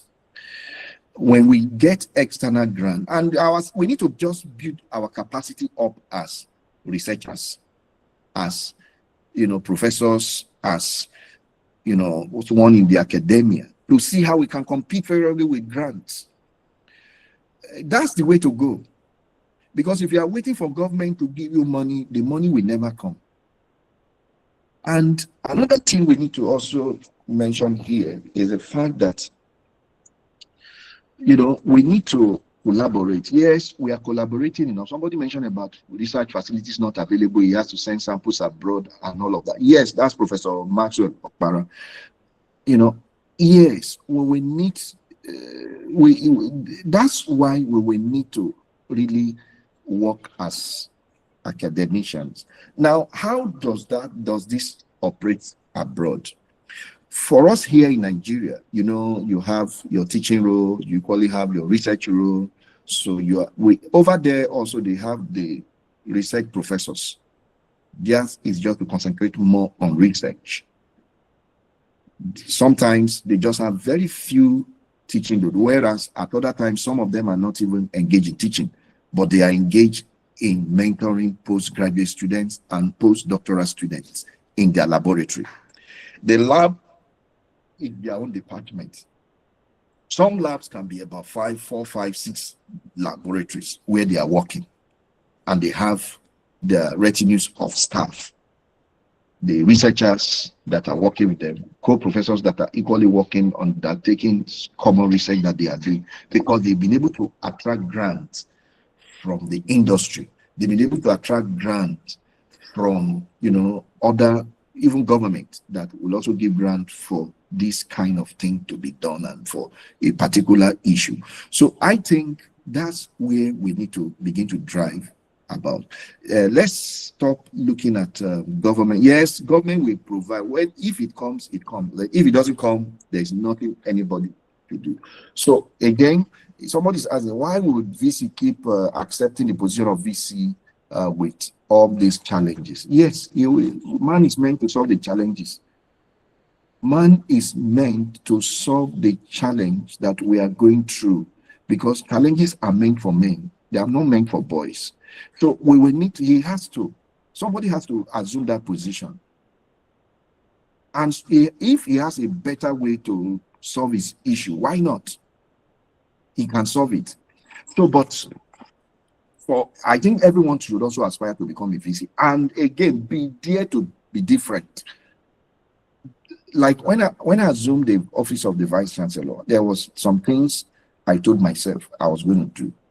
And I'm happy I was able to at least see them achieve to a reasonable extent, to drive vigorously attraction of grants by our faculty. What I do, if you win, no matter how much the money, I will announce you. And I support it. If you call me in the middle of the night that this is what I'm applying for this, and as VC, I need your letter of introduction, I will walk up to it and I quickly deliver it within the time frame. That's how to support. And I encourage them. And a lot of people started winning external grant. When I announced that this one has won external grant, and I tell them, I said, look I have staff that they don't even depend on their salary. Some were earning, aside their salary, they are earning 5,000 USD every month that I'm paying as VC. Some earning 3,000, some earning 2,000, some earning 900 pounds, some earning 9,000, 10,000, dollars every month within the specified period. They are encouraged, they are motivated. That's how a leader should drive. And that's exactly has stabilized, and others were striving. So we're organizing capacity building workshops, grant training exercise. If there are openings here, we send it to them, they apply for it. I think that should be the role of a leader, to help guide, to help increase the visibility, to help motivate the staff. Not the one that we suppress the document when the document comes. After all, how much am I? I'm not even getting any money from it. But that's madness. Another thing we need to also begin to look at is less leverage on our local industries. That's an area we have not really leveraged on. Now, even if they are not, you pay a visit to those industries and you do a study, an in-depth study of those studies, and see the gap. See where the challenges are. Now have an interaction with them and see what solution you can provide. Sir, no industry will reject you for that, sir. By the time you send proposals to them, if you send to 10, at least 1 or 2 will invite you.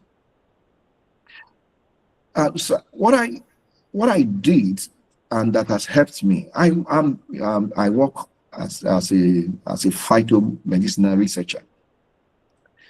And what I did was to arrange with some of the local industries in Lagos here that have products, and we were working together. That's how if I want had to even located me to my university, sir, we need you to come and help us solve this problem. This is my problem.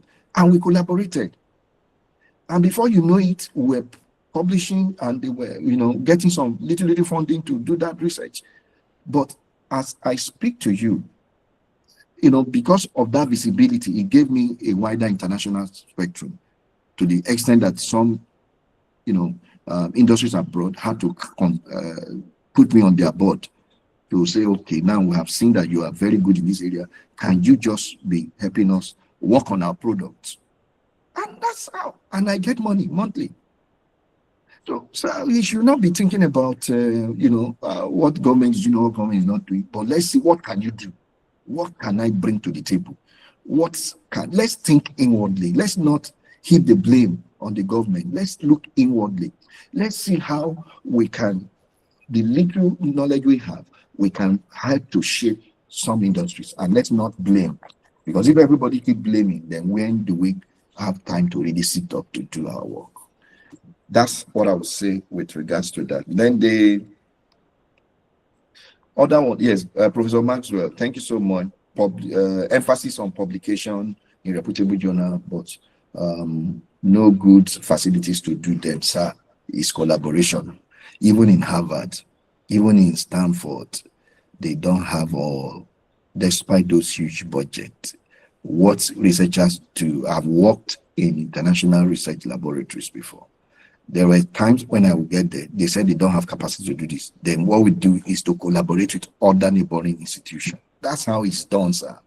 No university will have everything that the researcher will need to do the kind of research you may want to do. You may have it now, but what if because of the scale up, if it's not available, then get other laboratories or get other researchers that meet up with what you are able to do and collaborate. And in such collaboration, let it be well defined.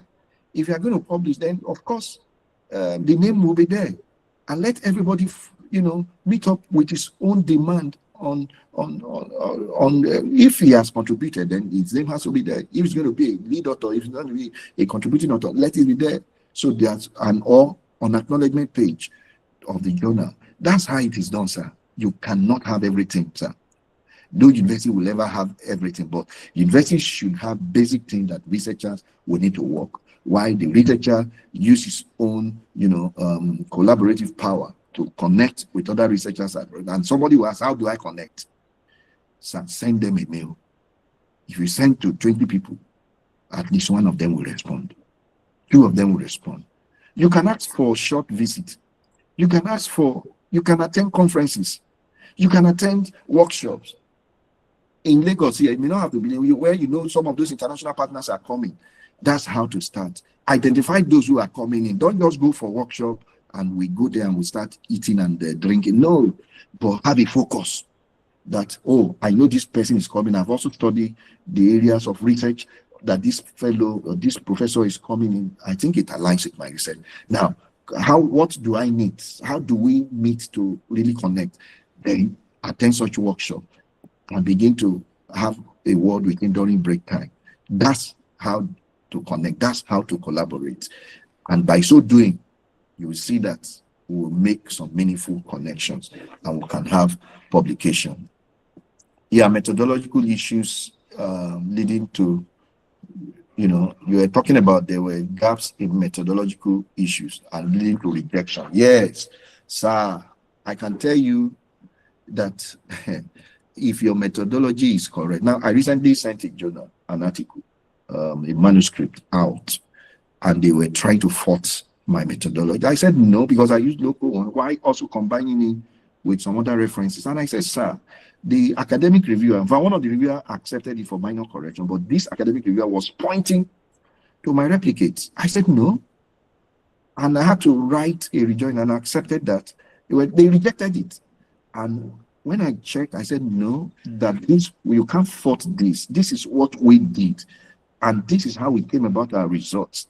And this is, they had to write back to me, oh, we are sorry, please, resubmit it again, and that we're going to look at it. And it's currently undergoing a second review now, after they now apologize. So it is, but can I advise here that you cannot have a new methodology, sir, that you may want to use. You can only modify such methods.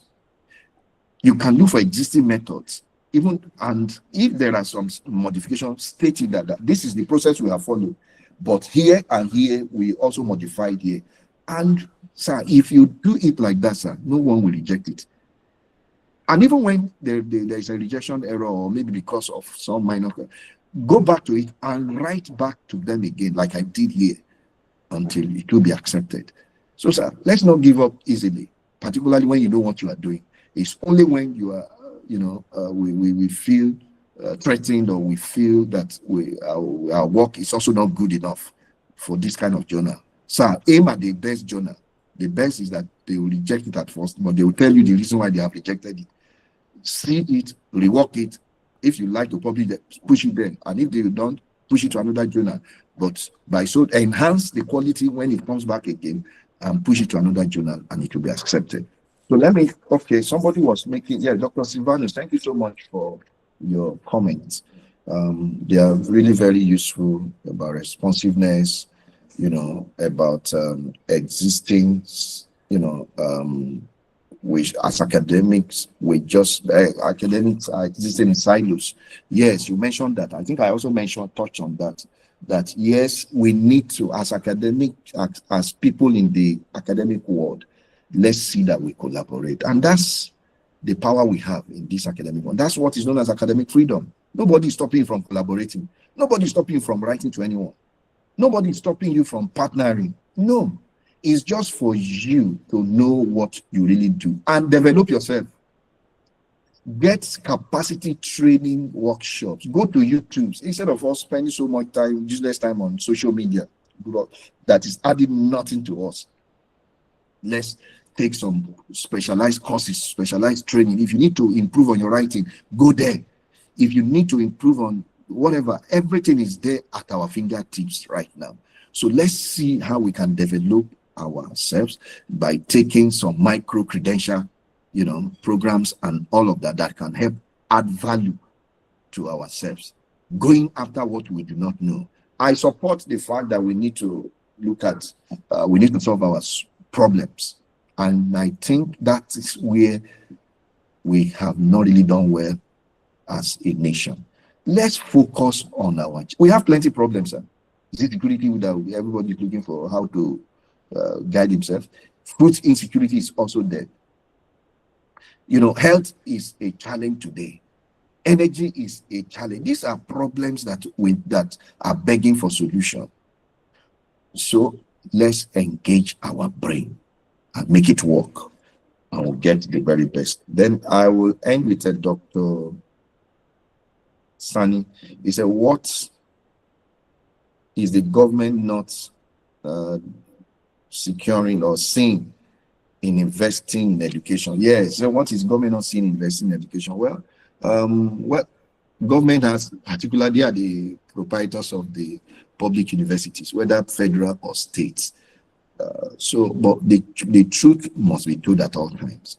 The challenge we have in most cases is leadership challenge. Corruption is also another challenge. If you get the right people, whether in the university administration as the head, who knows what to do, who did not buy his way to that position, definitely he will do well. But if you get the wrong person there, you will always feel the consequences. And that is the challenge Nigeria is facing. Because corruption has eaten deep into the fabrics of the country. We must say that. We just have to, government has to come sincere. And again, we also need to be very sincere about that. I also mentioned the fact that even as researchers, we are giving some money to even do retirement. You can't even do retirement because you diverted into something else. Let's start with our own selves. And as we go up, when they see what we are doing, the others will follow and align. And again, don't forget that whatever we are doing today, we are directly or indirectly sowing a seed for our own children, because our children will also be taught by the ones you are teaching today. So if you teach them well, if you let them do the research well, it will also impact on your children, born and unborn. So that's why we need to engage very well. I believe I've been able to respond to all of the comments here. Thank you so very much again. I deeply appreciate this opportunity. I can see the emoji coming. Please, let's give it up to our facilitator, Professor Abiodun Adebayo. Let's give it up to him. Thank you so much for your time. Your teaching today was very insightful, and thank you so much for shedding more light on the questions. Just before we call it a day, I would love to invite, because of time, please, we'll not be taking more questions because of time. So I'd love to invite Professor Josiah Owolabi to give the vote of thanks to our facilitator for today. Prof, sir. Yeah, thank you very much. Good afternoon, everyone.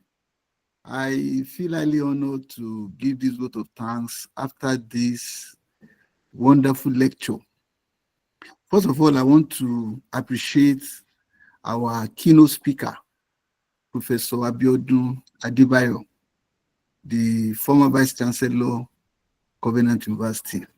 I think he's the best choice job, given his wealth of knowledge, wealth of experience on the subject matter, and also wealth of experience as a university administrator who sat over a university that of recent have been coming among the first four when it comes to ranking of universities in Nigeria, and sometimes the very number one.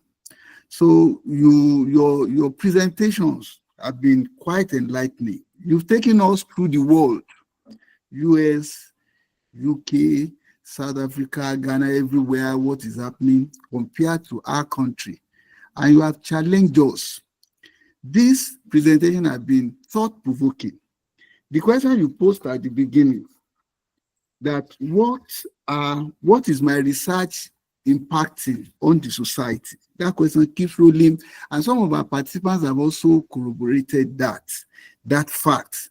So when you said initially that if universities are not going to be properly founded, or the existing ones are not properly founded, that there's no point building more, something was challenging that within my mind. But having taken us through all that you've taken us through, I'm now on the same page with you that universities should be properly founded. So we appreciate you for this in-depth knowledge that you have given to us and the councils. And I tell you, for some of us, if not all, it's not going to be business as usual when it comes to research, when it comes to all other things in the course of our job in the various institutions. For our participants, we appreciate every one of us, because without you, this program would not have come up. Because I remember at the beginning, our moderator pleaded that we wait for some other people. For your rapt attention, for your comments that have added value to us, we thank every one of you. And we must also thank the planning team, the aide, Dr. Wazani and his team. You are doing great. As I listen to the counsel of our guest speaker, encouraging us to write grants, even beyond Nigeria, that we should not only focus on National Research Fund, IBR, and all of this, that we should leverage on local industry, that we should collaborate.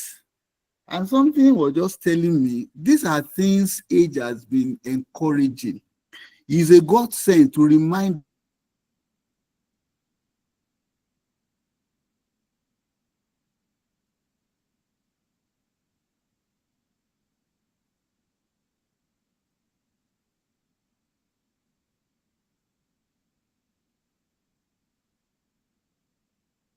A to me is the best. We appreciate you, the team, for what you are doing. And of course, our participants, I think what we should do is this, to take these ideas forward, to see how to collaborate together and make a difference in our society. Thank you very much. Thank you all for coming. Thank you and God bless you.